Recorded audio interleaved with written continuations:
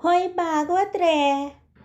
ಏನಪ್ಪ, ಬೋಳೆ ಶಂಕರನ ಅಡುಗೆ ಮನೆಯಲ್ಲಿ ಏನಾಗ್ತಿದೆ ಹೇಳಪ್ಪ. ಚಕ್ಕುಲಿ, ಕೋಡುಬಳೆ, ಕರ್ಜಿಕಾಯಿ, ಹೋಳಿಗೆ, ಲಾಡು, ಜಿಲೇಬಿ ಎಲ್ಲ ತಿನಿಸಿನ ವಾಸನೆ ಬರ್ತಾ ಇದೆಯಲ್ಲ ಭಾಗವತ್ರೆ. ಇದನ್ನೆಲ್ಲ ಯಾರಪ್ಪ ಮಾಡ್ತಿದ್ದಾರೆ? ಎಲ್ಲ ಹೌದಲ್ಲ ಭಾಗವತ್ರೆ, ಇವರು ಬೋಳೆ ಶಂಕರನ ಅಣ್ಣಂದ್ರಲ್ವೇ. ಜಗಳವಾಡಿ ಪಾಲಿಗೆ ಬಂದದ್ದನ್ನು ತಗೊಂಡು ದೇಶ ಆಳ್ತೀವಿ ಅಂತ ಹೋದವರು ಪುನಃ ಬೆಪ್ತಕಡಿ ಮನೆಗೆ ಬಂದಿದ್ದಾರೆ. ಪಿಶಾಚಿಗಳನ್ನು ಸುಲಭವಾಗಿ ಓಡಿಸಬಹುದು, ಇವರನ್ನು ಓಡಿಸಲಿಕ್ಕಾಗಲ್ಲ ಭಾಗವತ್ರೆ. ಅಗೋಗೋ, ಅವನೇ ಬಂದ, ನಿಭಾಯಿಸಲಿ.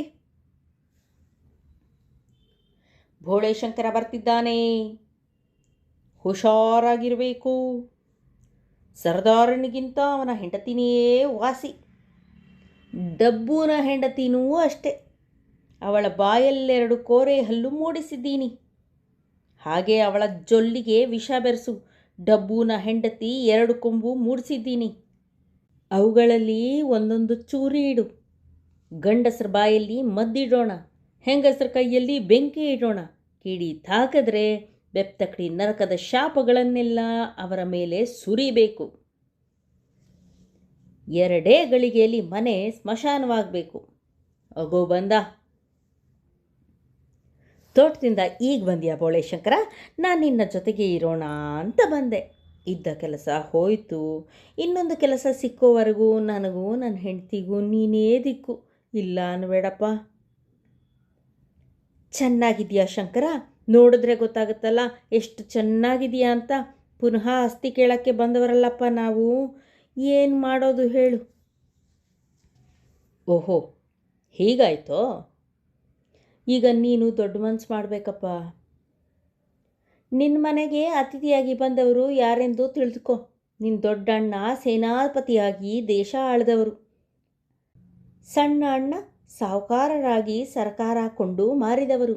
ನಾವಿರೋ ತನಕ ಸೇವೆ ಮಾಡಿಕೊಂಡು ಧನ್ಯನಾಗೋ ಅವಕಾಶ ತಾನಾಗೆ ಬಂದಾಗ ಬಿಟ್ಕೊಡ್ಬೇಡ. ಅಷ್ಟಾಗಿ ನಾವು ಕೂತು ತಿನ್ನೋದಿಲ್ಲ. ನಮ್ಮ ಕುಳು ನಾವೇ ಬೇಯಿಸ್ಕೊಳ್ಬೇಕು. ನಿನಗೋ ಹೆಂಡತಿಯೇ ಸಂಸಾರವೇ, ಅದು ಈ ಜನ್ಮದಲ್ಲಿ ಸಾಧ್ಯವೂ ಇಲ್ಲ. ಆಗಲೇಳಿ, ಅದಕ್ಕೇನಂತೆ, ಎಲ್ಲರೂ ನನ್ನ ಜೊತೆಗಿರಿ. ಆಗಲೇ ಅತ್ತಿಗೆ ಹೇಳಿದ ಹಾಗೆ ಅನ್ನ ಬೇಯಿಸಿ ಹಾಕೋದಕ್ಕೆ ನನಗೂ ಯಾರೂ ಇಲ್ಲ.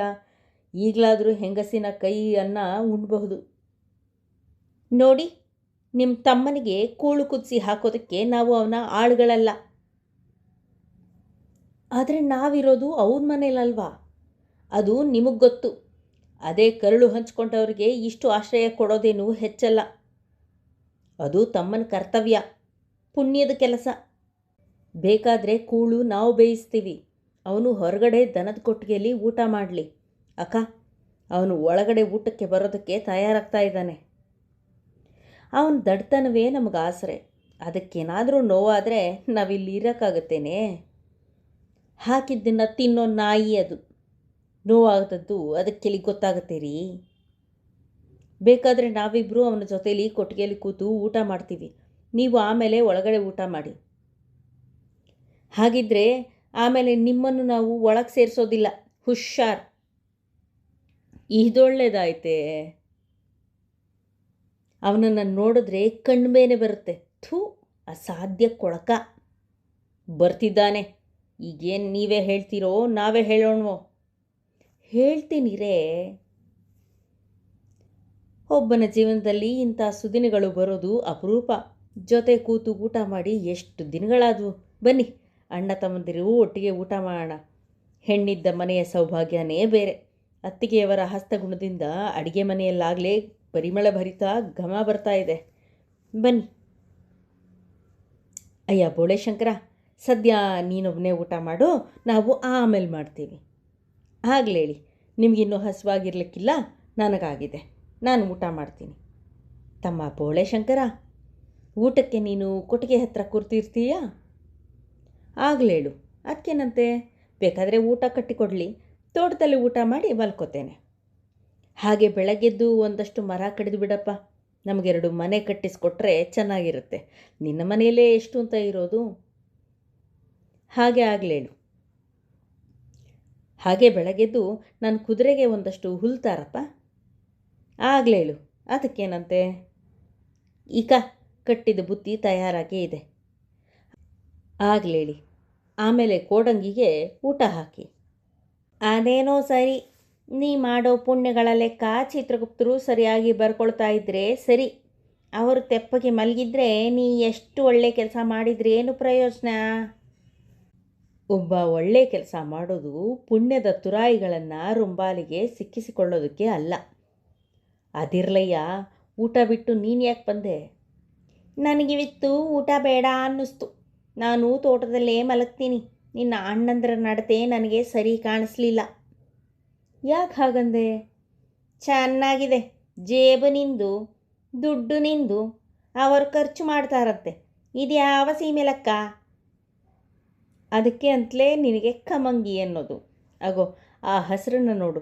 ಹಸಿರನ್ನು ಪ್ರೀತಿಸ್ತಿರ್ಬೇಕಾದ್ರೆ ನೀನು ಪುಸ್ತಕದ ಭಾಷೆಯಲ್ಲಿ ಸಮರ್ಸ್ಕೊಳ್ಬೇಕಾಗಿಲ್ಲ.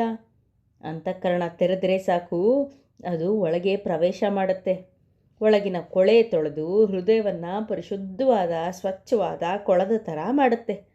ಅಯ್ಯ ಕೋಡಂಗಿ, ಹಸಿರು ಸಾಮ್ರಾಜ್ಯದ ನಮ್ರ ಪ್ರಜೆ ಕಣಯ್ಯ ನಾನು.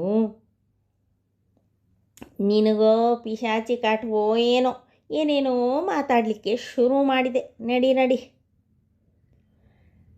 ಜಗಳ ಆಗಲೇ ಇಲ್ವೇ? ನಾವಿಟ್ಟು ಮದ್ದೆಲ್ಲ ಈ ಬೆಪ್ತಕಡಿ ಮುಂದೆ ಒದ್ದೆ ಆಯ್ತೇ.